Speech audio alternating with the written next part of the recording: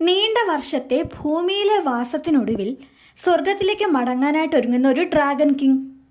എന്നാൽ സ്വർഗത്തിലേക്കുള്ള യാത്രാമധ്യേ ഒരു മനുഷ്യക്കുഞ്ഞ് അവനെ കാണാനിടയാവുകയാണ്.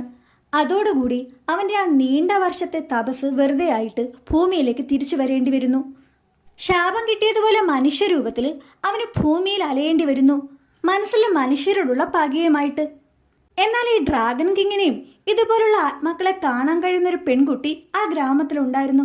യോരിയുടെ 13-ാം വയസ്സ് മുതൽ ഭൂമിയിൽ അലഞ്ഞു തിരിഞ്ഞ ഈ ഡ്രാഗൺ കിങ് അവളെ കണ്ടുമുട്ടുകയാണ്. പിന്നെ അവളോടൊപ്പം കൂടും. എന്നാൽ യോരിയുടെ ഒപ്പം ഡ്രാഗൺ കിങ് വന്നത് ആ ഗ്രാമത്തിലാകെ നാശമുണ്ടാക്കുമെന്ന് അവിടുത്തെ ജനങ്ങൾ വിശ്വസിക്കും.